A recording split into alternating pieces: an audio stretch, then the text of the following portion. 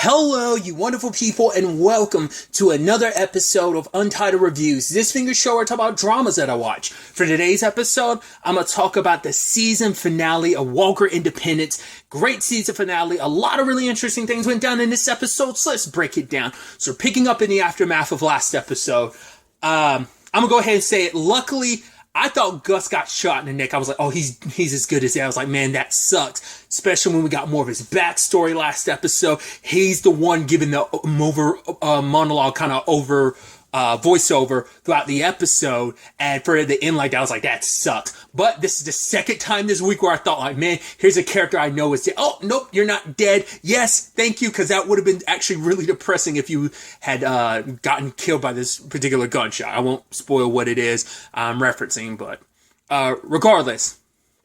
So, other than that, luckily, Abby, because she was looking through those journals, ended up deciding like to go check out, because Gus had already told her where he was going to be. So she got there, but it was obviously after the aftermath of everything. Tom and Shane had already left, but Shane was wounded. They needed to get him to a hospital, but the fact of the matter is, closest town was Independence. They both can't show up because there's going to be a whole bunch of questions. Only a matter of time till they find Gus's body, and it's like, then there's going to be a whole bunch of questions on that front. So to protect this whole operation, there needs to be a fall guy, and it falls on Shane. And Shane kind of accepted it because it's like, right, my sacrifice is going towards the family. And even, for Tom, it's like, if you had never, like, for him, everything would have been fine if his brother had never shown up. I mean, who knows what would have happened if Shane had never shown up, especially with Liam and Abby.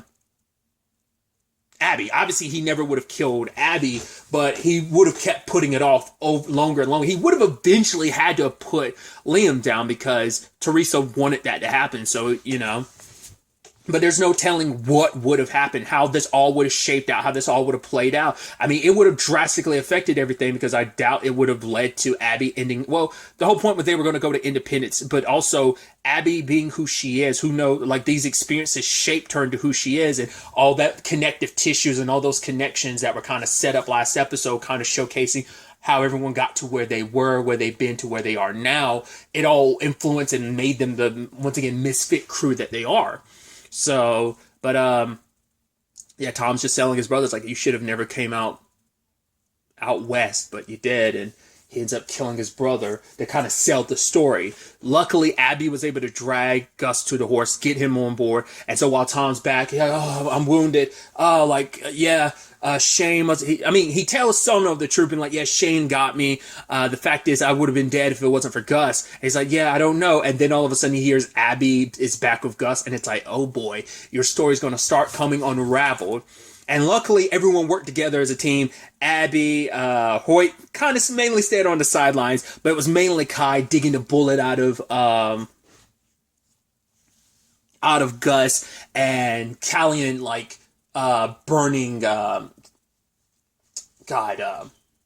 closing the wound by burning it. So it was a combined effort, but they all were able to save Gus's life. But then, like, at that moment, your boy Tom tried to sneak away, and as he was leaving, like, Abby notices the bruises on his hands, and later on when she sees that Gus has got like one part of the handcuffs on his hands, like, he had handcuffed Tom. All right, and Kate already skirted away because she heard from Kai about what Tom was like. Yeah, if Gus wakes up, let me know what's what.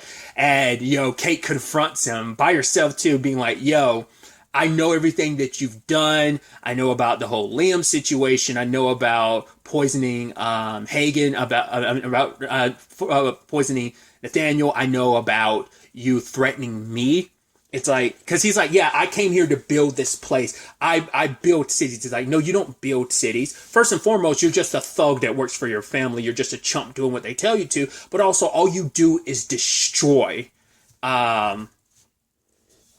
And I also love the whole situation of her being like, because he tried to say like, right, I'm the reason why you're alive. He tried to, that's the thing. Tom sadly is a victim of his own circumstances, but he also tries to lean into that victimhood of being like, I'm actually the good guy in this. Like, the fact of the matter is, my family wants to do what they're doing, but I'm not as bloody, like, I'm not as willing to kind of cut people down as quickly as my family. And we've seen cases of like, yeah, the fact is you are, even for this, keep this whole story going, you were willing to sacrifice your, you could have left him out there to die, but you specifically killed him just to kind of sell the story even more. But for her, it's like, for him, he's like, they actually wanted you removed from the picture. Like the moment, like, because the Pinkertons, the moment the Davidsons made a deal with them, the Pinkertons were ready to, am I saying that right? Pinkertons? Whatever the case may be. I might be, either way, yeah, the Pinkertons. Sorry. I had to make sure that was right. But the fact of the matter is, they were so willing to, like, remove you from the equation. Not just send you away like they did this time, just full-blown ready to kill you because they can benefit so much from the Pinkertons and, like, you're not worth keeping around. You're more trouble than you're worth. So they were ready to get rid of you. But I saved your life. And once again, trying to be this big hero. But it's like, that's not who you are, Tom. You want to make it seem like you're the hero, like you were going to do so much good. The good you're trying to do is completely and utterly overshadowed by the bad that you've done for your family's sake. And the moment she's like rattling that off, especially bringing up the fact is you were willing to kill your own brother, he steps to her, but she's got her gun ready. He's like, oh, I was just hoping you would. And he luckily had a knife ready, but it's like, she wasn't taking any chance. The moment she saw you trying to reach for something, she took a shot at you, kind of, I think, maybe clipped his ear or something. But yeah, I was not expecting there to be a full-blown shootout in the middle of town, because everyone in the town was almost like, wait, what's going on? People shooting at the sheriff? What? No, and no one's making sure to get involved. But it's like, Kate's firing off, your boy, Callian and Hoyt. I even love Hoyt being like, all right, let's see like who comes out on top in the end. It full-blown shootout across the board. And then, there comes, obviously at the very end of it all, and only poetically it makes sense for Abby to be there, her and Tom to go at it, and it's like, right. He's like, there's only one way for this is the end. She's like, just surrender, doesn't have to play out this way, but he's like, it does, because he can't just go quietly, he can't just accept everything, because he knows if he gets captured, he knows what the end result of this is going to be, not even just for the family standpoint, but just like I'm going to end up dead standpoint. And so Abby and him, it turns into almost a showdown, but luckily Gus is the one that took him. I'm like, yeah! Granted, it was his brother that shot you, but he kind of let things play out the way they did, so it was very poetic. You got yours in the end. I even love he tried to ask for Kai's help, but Kai was like, nah, I'm good. And went back in, and I guess Gus heard what was going down and was ready to help, so Abby sits down with him because he's still alive, and they need him to face judgment and punishment for what he did. Like, killing him would be too easy, so she wanted a confession from him about everything. And now, all we learned last episode, she learned this episode, that he's always known who she was. She thought she was being coy, and they were like, oh man, you're going to get in the lion's den with the guy. Like, what if he finds out who you are? It's like, he always knew who you were, but he never wanted to hurt her. He would do everything to not hurt her because he was secretly in love with her. He was like, yeah, you remind me of this person I was in love with a long time ago. And we learned that his family kind of ruined his previous relationship because of the family she was in, and they were like, oh, she's just after your money. Like, this was like, as Shane put it, was like 15 years ago. So he saw a kind of a second chance at finding that special someone with Abby. And it's like, oh, what about Liam? Why are you like being so dead set? Like, why does it matter when it comes to the Liam thing? Like, Liam, he was a liar. He was evil. He wasn't everything that you detest in the kind of evil people. He was. And she's like, well, what does that make you? Everything about you is a lie. You've sat here and lied to not only me, to everyone in town about who and what you are. So, but yeah, she found out about, because it's like, right. She's like, when I came to town, I heard Gus humming a song. He learned it from you. And it's like, he's like, because I heard you play it and everything. And it's just like, once again, he legitimately is in love with Abby. And that's the reason why this has all come down to this. And now she realizes, because he's like, right. He explains himself, because I think that's something we as the audience are the only ones who knew. I think that was a conversation between only Teresa and, I do remember that coming up, that like, right, his aunt is special to him because, right, he was locked up in an asylum, an institution, because of the guy he killed protecting his brother. And he's like, the things they did there, it was like hell. And he's like, the things I had to do just to survive. My Aunt Teresa, she saved me. She gave me purpose. And he even tried to spin that towards Abby. He's like, the fact is, I'm Shane shot Liam, but he eventually got away afterwards because he got hit himself, but it was like in the face. I don't know if he got hit anywhere else, but Tom went there claiming like, oh, I finished, Liam was going to die regardless, but I ended his suffering. And I shot you because my brother was far enough away. He didn't get a good enough look at you. So when he runs into you later, he doesn't know that you're Abby, that he doesn't know who you really are, that you're Miss Collins. But the fact is, I knew that you would survive and you grew stronger because of it. And it's like the fact of the matter is, I gave you purpose, you know? There's like a sick twistedness to it. Like if I had to make a parallel, it's almost like, spoilers, The Batman, where it's like, yeah, we were in this together. It's like, what? It's like, yeah, you were doing your thing and I was doing mine. It's like, no, that's not what happened here. He kind of feels like I'm responsible for you growing and changing, you know? And it's like, right, we're in this together. We could be, there's an us, but first, like, there is no us, because I allowed myself for a moment to believe the BS that I thought you... who I thought you were. I let myself doubt for a minute. You know. And I figured Liam was actually most likely killed by Shane. Shane wounded him, but it was, I mean, he would have eventually killed him, but Tom's the one that actually dealt the final blow. And I figured he had to be the one to shoot Abby. Like, he's like, I missed you on purpose. I figured that had to end up being the case, so... But Abby wanted him to confess to everything he did, and he did, and ultimately, like, she goes out back and throws up, and I was like, as she kind of stares off in the distance, I'm like, you're not pregnant, are you?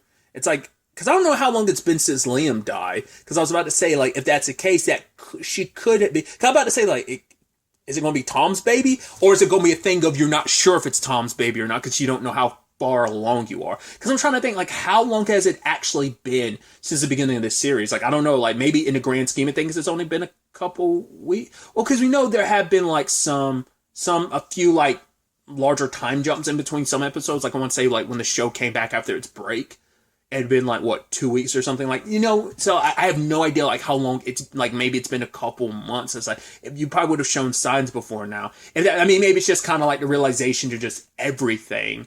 The fact is, I slept with this guy. I thought he was one thing. I thought one thing, then I thought another, and ended up sleeping with you. Now I realize I was right to think about you a certain way from the very beginning. And so maybe it's about that, or maybe it is implying like she might be pregnant, which is interesting if that's the case, because you're like, oh, so the David. I mean, obviously nothing happened between Cordy and Denise, but they were a couple. I mean, who's to say nothing happened, but like nothing long term. So it's like, the Davidsons and the Walkers might have like some connection way back when, but it's most likely, I don't know if they'd go down that lane. Like I said, it just depends on how long it's been, but it feels like it's probably been a couple months. But hey, maybe in the grand scheme of the series, I always talk about, like, I like it when a short story actually takes place like over the course of, like, oh yeah, like the events of this movie took place over the course of like 1 week, or like a TV show that takes place. There's always this manhwa I always reference. It's like called Blazing Transfer Student, Stormbringer or something like that. I always forget the title. But basically, both seasons of it, it's a 2-season manhwa webtoon. Both seasons take place on basically over the course of a couple hours. It's basically one day. The first season takes place over one day. Couple months, like a couple weeks or maybe months later, the second season happens, which is entirely taking place on a full day in itself, a school day. So that's the interesting time stuff like that I'm always fascinated by. That's why I like Persona games being like, oh, it literally tells you day by day, like how much time has passed, because the whole story's typically told roughly in a year's time span. Some time skipping, shenanigans and all that aside. But either way, Tom is getting sent away to be tried in Austin, because it's like, yeah, we tried things around here before. I checked into this judge. They are impartial. You will face everything that you've done. I even love, what was it that Hoyt said to him? Like, right, I know I can't really judge considering everything I've ever done, but at the end of the day, there's no one that deserves this rope more than you do. And he's like, when I see you in hell, and even admitting like, oh yeah, I'm going to hell, but it's like, when I see you in hell, I'm going to kick your ass all over again. I'm like, oh, Hoyt, So he gets taken away, and I'm like, it's not going to end that way. Because for one, even Abby admitted, like, your family has such connections, they'll probably fight tooth and nail against this. I would almost wonder if his dad would, but it's like, I think his dad would, simply because this is all part of their grander plan. Once again, I still feel like there's a little bit, well, not a little bit, there definitely is division, because Teresa's kind of going up against, she kind of like was kind of doing her own thing, I think, and that was going, I don't know, like his father has to be involved in all this, but I feel like Teresa was kind of going about things her own way, kind of separate from him, because she was trying to get Tom more on her side. So there is a division in the family in that regard. So that's why I was kind of wondering, like, would his aunt might, because she loves him, and but he's still a means to an end for her, and maybe that's the same thing for his dad too. So maybe that's why. But someone had sent out a message being like, yeah, put it in a very obvious place, $10,000 to whoever ends up freeing Tom Davidson. And it's like, why did you do that? It's like, well, do you look at the note? They were threatening his wife and daughter. He's like, I had no choice. It's like, yes, you did. You know, you could have like had us help you or something like that, but you did this. And they even said, like, we don't even know how far this is spread, because it could have been a message that was sent out to every other like town too, so that anyone around the area could have been like, oh, let me make this money. But I was like, there's no way Tom's just going to stay locked up. It's like they are going to go out of their way. I just wasn't for sure, like, whether his father would go out of his way or would it be Teresa. His father might be doing that and might be behind all this for the sole purpose of getting his son, his only living son now, back on his side in his good graces. Or maybe it's just, like I said, maybe it's not the divided family I think it is. I feel like Teresa and her brother aren't on the same pages. Tom's dad, I don't think they're on the same. I feel like it, but maybe there's not as much division as I feel like it. But it feels like it's heavily implied that there is. But I knew Tom would get away. It is interesting that the person that he's like, he notices like the kind of Ouroboros tattoo on the guy's hand is like, the serpent eating its own tail. But it's like, oh, I killed a guy with that same tattoo. The guy knocked him out, because it's probably like I hate you because you killed one of my fellow brethren or whatever, but I got a job to do, so I'm releasing you. So they must be people, well, because we know Shane sent that guy, first guy after Tom to kill him, but it's like, it must be a group that works specifically for the Davidsons, or like, that's like, either they work specifically for the Davidsons, or at the very least, they're like the hired guns that the Davidsons, that's their go-to hired guns or whatever, so. Turns out Tom managed to get away, so they're sending out like a bulletin, like, everyone to keep an eye out on him, but obviously Tom's going to be keeping low-key. I was like, because I knew we weren't done with Tom. There's no way, considering how deep the history is between the Walkers and the Davidsons. I mean, even if Tom was out of the picture, the Davidsons still were going to be doing their thing with the railroad tracks and stuff, but at the very least, I was like, they set Tom up too much for him just to be a one and done. It's like, he's definitely going to be a continued. And especially considering, like, Abby's probably going to put herself more so in the Davidsons' line of sight trying to stop all this. So Tom is still in love with her, so he's probably going to try and do everything he can to still protect her. So I'd almost wondered by the end of the episode when Gus was sitting back, like, flipping the sheriff's badge around, because, now he is the full-blown sheriff. I thought, for a second, I was scared. I was like, is Gus actually going to walk away from all of this or something? I was like, is it going to be like Abby or somebody else to end up becoming the sheriff? But it's like, because they were all gathered celebrating, and Callian was there with Gus. He isn't walking away. I think he just needed, it's just a lot. It's like, right, kind of tainted. The fact is that you're becoming sheriff and stuff, because it's like, well, Tom came in, had your mixed feelings about Tom. Now all this is kind of going down. But Callian's talking to Gus, and it turns out the new chief still wants to go to war with the railroads, so some of the council is meeting kind of to figure things out and see what to do.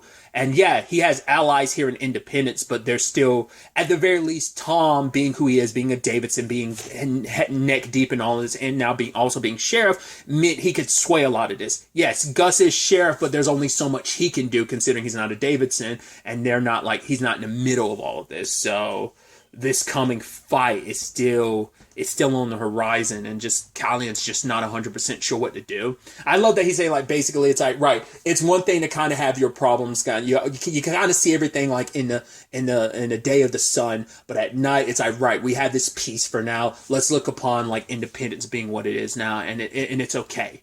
We're okay for now. So tomorrow's problem, it comes when the sun rises, but for now, let's take the victory we've got. So there's that. Kai and Kate. Kate's now in complete control of Hagen's because there was a stipulation that if Tom died or if he was absent, it all goes to her. And she wants to put on more shows, but she only plans to do it if she's got Kai by her side. Because, she apologizes for not telling him about being a Pinkerton. And he says, like, right, everything I ever did was just for the sole purposes of surviving. It was the only way I could survive considering the circumstances. So their continued partnership. Now, what that means for them in the future, I don't know if what there being a potential coupling there, whether that's been completely sidelined now and they're just going to just stay friends. I don't know. We'll have to see. I did think it was beautiful, like the song she said for everybody, like, talking about Callian, Kai, Gus, Hoyt, and, her bestie, her new bestie.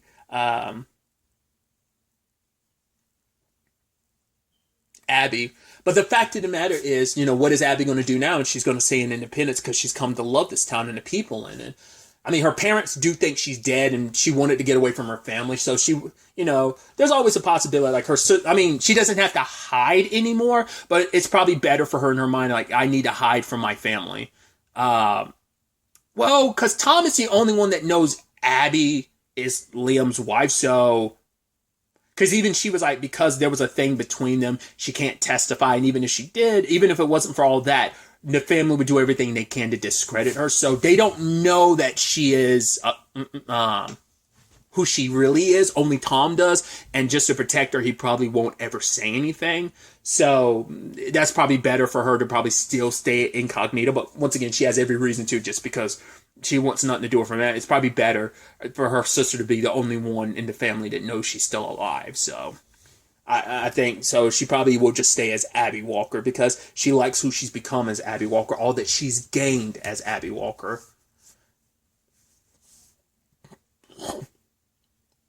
Because it was even what her final line to Tom was, it's like, right, it'd be too easy just to end you here. I want you to squirm. And he's like, right, you want to do that for Liam? It's like, no, Liam's not here anymore. You saw to that. But at the end of the day, I'm doing this not for Liam. I'm doing this for me. Kind of like as Abby Walker, I want to see you squirm. Either way, I did forget about the whole plot element where Matthew was like, yeah, I came out here looking for my pa. And it seemed like they were setting it up to be Hoyt, and even Hoyt was kind of worried. And it's like, don't worry, Hoyt, you're not my pa. It's like, oh, really? He's like, yeah. He's like, and I love, he was like, yeah, you're too ugly to be my kid or something like that. Especially because he's continuing to show the kid the ropes. And I do appreciate that story element wise.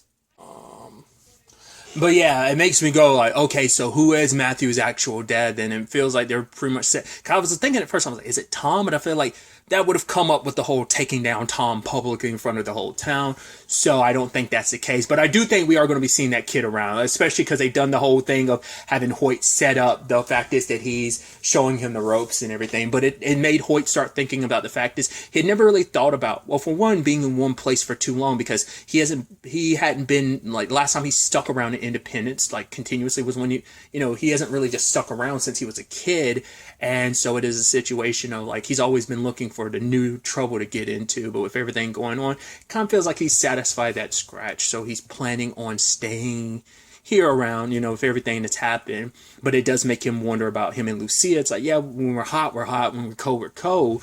But he had never really thought about it before about, wanting kids of his own. But this whole situation kind of changed his mind. So I did love that when he thought Matthew had picked his pocket, but it was actually Abby, it all coming full circle with him, like, picking her pocket, like, at the beginning of everything. So she's like, yeah, you're not the only one that's kind of, you two can play this game, essentially, Hoyt. So I think that's such a fascinating element. So it's definitely a lot of stuff is resolved, but obviously there's still a lot of, the Davidson stuff is still the overarching element that's not dealt with, and this is only just the beginning as things intensify. You have everything in Independence, you have everything with Callian and his people and his tribe about how they're going to handle the incoming railroad and stuff like that. But it's even that sad thing where I think at the end, like, there's a little bit of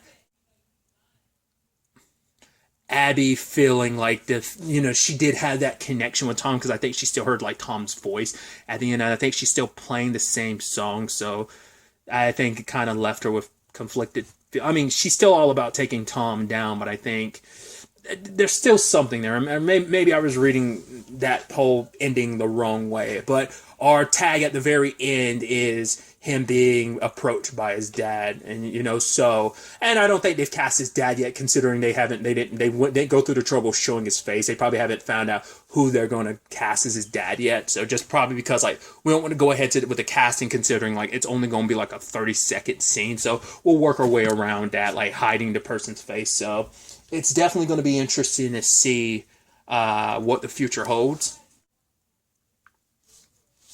At the time of me recording this, it isn't been decided whether or not there is going to be a season 2. Fingers crossed. The creators and the creative team behind the show are obviously hopeful and, really hope for a season 2. I hope for one. Once again, I don't want this just to be it only gets one more season. I want the show to be able to tell the story it wants to tell, however many seasons that ultimately ends up taking. I doubt you're going to be able to fit everything into a second season. I'd be curious if the second season would be a little bit longer. Would it be 18 episode second season, or would it also be a 13 episode season? That would be interesting, but fingers crossed, because I'm really digging the show, and I'd love to see what's next for all these characters in this story going forward into a season 2, because I think the clash with the Davidsons would get even more intense, especially with Tom kind of removed, at least from the independence front, and what that means for his side of things now that he's kind of fully with his family and there's warrants out for him and stuff like that. Who knows if they're able to kind of throw that under the rug and kind of muddy that water so that he is more of a free man. We'll ultimately have to wait to see. Like I said, hopefully we'll get a season 2 and get to see where all this goes continuing forward. But really, that's all I wanted to talk about. Till the next time we meet, be happy, be safe, live life to the fullest, and enjoy it. Good day, and goodbye.